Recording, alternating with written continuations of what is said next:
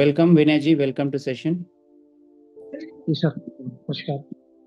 तो यहाँ पर जब आप मेरे पास आए थे तो आपके पास कौन कौन सी गंभीर समस्या थी, और फिर आप कौन कौन सी थेरेपी से होके गुजरे, और फिर अभी का करंट स्टेटस क्या है?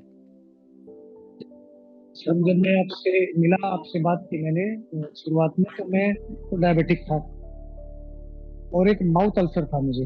काफी गंभीर था mouth ulcer. Main right. Problem मेरी दो थी। और ये जो माउथ अल्सर थी वो क्या क्या प्रॉब्लम क्रिएट कर रही थी? किसी और को ऐसा माउथ अल्सर हो तो उसके क्या सिम्टम आते हैं? उसमें कोई संभावना कैंसर की बता देता था। बोलने में दिक्कत होती थी, खाना खाने में दिक्कत होती थी, पेन होता था, जलन होती थी। बोलने में भी दिक्कत होती थी? बोलने में दिक्कत थी, खाना खाने में दिक्कत थी। और ऐसा कितने दिनों तक रहा ये?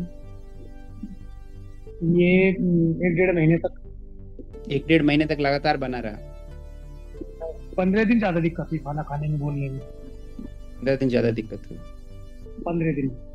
और मेरे पास जब आए थे तो आप इस प्रॉब्लम से कितने दिनों से सफर कर रहे थे? ये तो 1.5 साल हो गया था सर। 1.5 साल से? जी, कभी कम हो जाता था, कभी थोड़ा ठीक हो जाता था। 1.5 साल हो गया। ओके। और फिर मेरे पास आए तो आपने क्या क्या थेरेपी शुरू की, और फिर कैसे कैसे आपने रिवाइव किया अपने आप को? जो भी आपने बताया इसके लिए आपने कुछ 2-3 तो मेरे सेशन लिए आपने इसके लिए। आपने न्यूरो डाइट प्लान दिया मुझे। न्यूरो सेशंस जो लिए थे?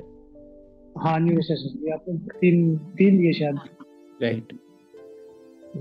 और आपने डाइट प्लान दिया, उसमें इंक्लूड किया इसके लिए आपने।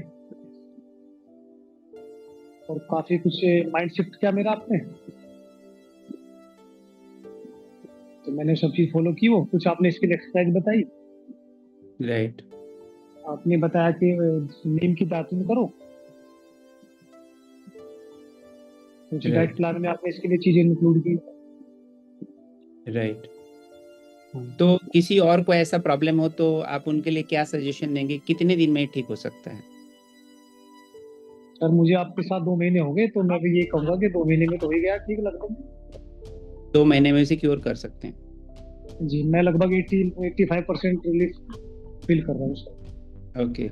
और इसको लेकर के कई के सारे लोग आप कह रहे हैं कि कैंसर कैंसर कह रहे थे, कौन से लोग थे जो इसको कैंसर का नाम दे रहे थे? कोई कहते, डॉक्टर ने तो हमेशा मना किया। डॉक्टर ने तो कहा कि कैंसर तो नहीं है, बिल्कुल भी नहीं हो सकता।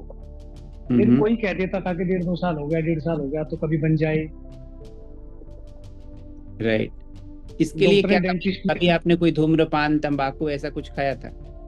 नहीं सर, जीवन में कभी नहीं। प्योर वेजिटेरियन हूँ। और बिल्कुल भी कभी स्मोकिंग ड्रिंकिंग कभी नहीं जीवन में किया। कोई तंबाकू कभी जीवन में। ओके। तो अल्टीमेटली जब आप रिकवर कर चुके हैं लगभग, तो आपका रूट कॉज क्या लगा, कि क्या रूट कॉज रहा होगा? ये तो सर, उसके लिए बताते हैं, टेंशन भी बताते हैं, स्ट्रेस भी बताते हैं इसके लिए।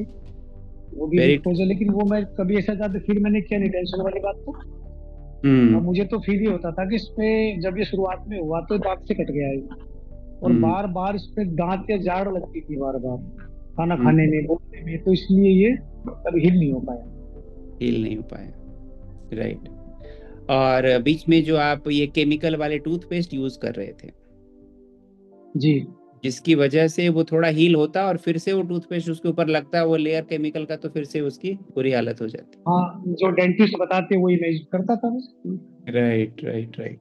लेकिन वो हटा करके जैसे आपने नीम के दातुन से रिप्लेस किया, वो केमिकल लगना बंद हो गया जी। और नेचुरल रिकवरी शुरू हो गई। जी।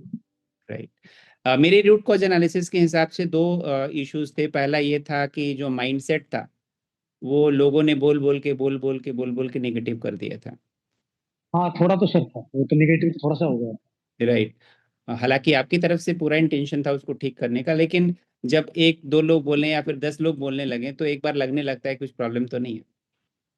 हाँ, उस पर फिर ध्यान जाता है, यहाँ पे ध्यान ना जाता चाहते है। भी ध्यान जाता है। राइट। और दूसरा रीजन जो था आपका, जो डायबिटीज था, बॉडी के अंदर जब डायबिटीज या ग्लूकोज बढ़ जाता है वो तो किसी भी घाव को हील नहीं होने देता है, हाँ, उसमें इसकी स्पीड स्लो हो जाती है। स्लो हो जाती है। तो जैसे ही आपका डायबिटिक लेवल डाउन गया है वो हीलिंग अपने आप फास्ट हो गई है। जी, बॉडी का इनर ये भी रीजन इंटेलिजेंस है। काम करने लगा। जी, तो वो एक इंडिकेटर है कि आपका डायबिटीज डाउन हुआ है, तभी घाव आपका हील हुआ है। जी। राइट, चलिए, थैंक यू सो मच।